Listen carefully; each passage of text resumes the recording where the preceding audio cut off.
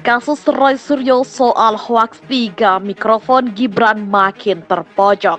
3 saksi ini diperiksa Bareskrim Polri. Ya, saya rasa ini kan sudah terlalu teknis ya, nanti kita akan sampaikan berikutnya ya. Tetapi tentunya postingan Roy Suryo inilah yang membuat viral ya. Kemudian juga yang dilaporkan oleh para pelapor itu adalah postingan Roy Suryo. Ya, ini yang memenuhi unsur pidana ini adalah saudara Roy Suryo ini yang dilaporkan. Ya, makanya ini yang naik sidik gitu kan. Yang naik sidik ini. Ya, jadi yang statusnya Roy Suryo ini sebagai terlapor, dan hari ini juga kita melanjutkan penyidikan ya dengan memeriksa yang bersangkutan sebagai tersangka. Di era demokrasi seperti gini masih ada pikiran seperti itu, menurut saya betul-betul kampungan gitu. Kampungan sekali gitu. Dan itu saya sampaikan juga tuh ke teman-teman sebelah, dan ini mungkin kesempatan juga menyampaikan. Untuk apa buat seperti itu? Kalau kita berbeda pendapat dalam satu demokrasi, bukan dengan cara-cara itu, kan kampungan udah cara itu. Nah, semua aliran benang merahnya itu kelihatan kemana larinya. Kalau yang bikin tuh masih, maaf ya, mungkin yang apalah ya, yang kurang terdidik saya bisa paham, tapi kalau seorang intelektual berpikir seperti itu di luar bayangan saya. Roy Suryo, baiknya dia menganalisa bokep aja. Kalian ya kan, dia koordinasi sama Pak Ganjar, menganalisa bokep nih gimana. Jawabannya gimana? Ya silakan, makanya keahlian Pak Roy Suryo lebih baik dimaksimalkan untuk menganalisa bokep sama Pak Ganjar. Apa yang dilontarkan Roy Suryo emang kelewatan. Dia kayaknya sengaja ya melempar pernyataan yang bisa menggiring opini publik jadi negatif terhadap cawapres tertentu. Nah, cuitan Roy itu dibantah langsung sama Ketua Komisi Pemilihan Umum atau KPU Hasyim Asyari. Roy katanya adalah tukang fitnah. Hasyim bilang para cawapres yang mengikuti debat semuanya memakai alat mikrofon yang sama. Dia juga mastiin kalau debat cawapres berlangsung dengan adil dan spontan. Dan itu dilakukan tanpa menelusuri lebih dulu duduk perkaranya. Ini jelas menambah kebisingan menjelang Pilpres. Apalagi debat adalah momen yang ditunggu-tunggu publik untuk mengetahui visi, misi, dan program masing-masing kandidat. Semoga kita nggak ikut-ikutan berperilaku seperti Roy Suryo ya.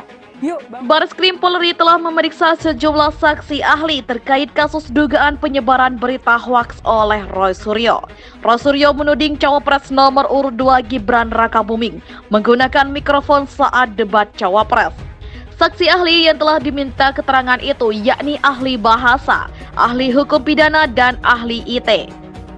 Kita sudah meminta keterangan atau pendapat ahli bahasa 2 orang, ahli hukum pidana atau orang dari ahli IT 1 orang, kata Karo Penmas Divisi Humas Polri, Brigjen Trunoyodo Wisnu Andiko kepada wartawan Rabu 10 Januari 2024. Penyidik juga sudah memeriksa 3 pelapor yang sekaligus jadi saksi.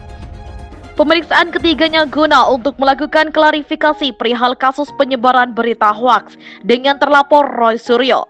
Kita telah melakukan klarifikasi terhadap 3 orang saksi, AF, AW, dan WS, tuturnya. Trunoyodo juga memastikan kasus yang menyeret Roy Suryo itu akan dituntaskan. Ini masih dalam proses penyelidikan ya, tuturnya. Untuk diketahui, Roy Suryo resmi dilaporkan ke Bareskrim Polri usai menuding Gibran Rakabuming pakai mikrofon saat debat cawapres. Roy Suryo dilaporkan oleh Cyber Indonesia ke Bareskrim Polri terkait penyebaran berita bohong alias hoaks. Laporan tersebut terregistrasi dengan nomor LP-B-2-2024-SPKT-Bareskrim Polri dengan pelapor atas nama Aulia Fahmi. Selain itu, Suryo juga dilaporkan oleh perwakilan Pilar 08. Laporan itu terdaftar dengan nomor LP-B-3-I-2023-SPKT-Bareskrim Polri tertanggal 2 Januari 2024. Terlapor adalah pemilik atau pengguna atau penguasa akun X atas nama @krmt Roy Suryo 1. Ketua Cyber Indonesia Mu'anas Alaidit menyebut pelaporan terhadap Roy Suryo itu sebagai shock terapi kepada siapapun, termasuk kepada para pendukung paslon agar tidak membuat konten atau opini yang bersifat kebohongan atau kebencian. Karena itu, ia berharap debat capres tidak diwarnai dengan kecurigaan-kecurigaan yang bisa membuat kegaduhan di tengah masyarakat. Kepolisian masih melakukan penyelidikan atas laporan terhadap pemerhati telematika Roy Suryo. Pada 2 Januari 2024 lalu, Roy Suryo 2 kali dilaporkan ke polisi dengan nomor LP-B-3-I-2024-SPKT-Bareskrim Polri.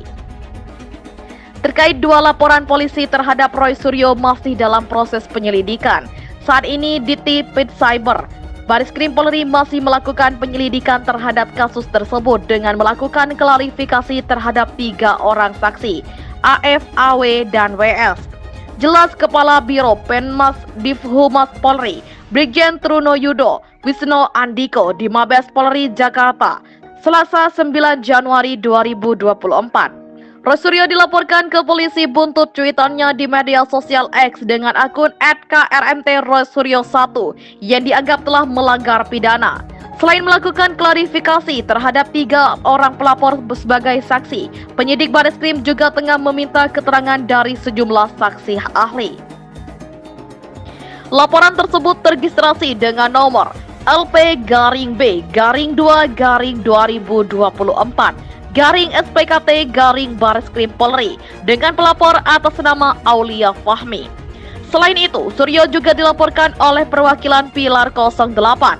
Laporan itu terdaftar dengan nomor LP-B-B-3-I-2023-SPKT-Bareskrim Polri tertanggal 2 Januari 2024.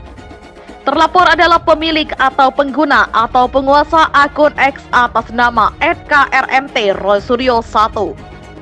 Ketua Cyber Indonesia Mu'anas Alaidit menyebut pelaporan terhadap Roy Suryo itu sebagai shock terapi kepada siapapun, termasuk kepada para pendukung paslon agar tidak membuat konten atau opini yang bersifat kebohongan atau kebencian. Karena itu, ia berharap debat capres tidak diwarnai dengan kecurigaan-kecurigaan yang bisa membuat kegaduhan di tengah masyarakat. Kepolisian masih melakukan penyelidikan atas laporan terhadap pemerhati telematika Roy Suryo. Pada 2 Januari 2024 lalu, Roy Suryo 2 kali dilaporkan ke polisi dengan nomor LP-B-3-I-2024-SPKT-Bareskrim Polri.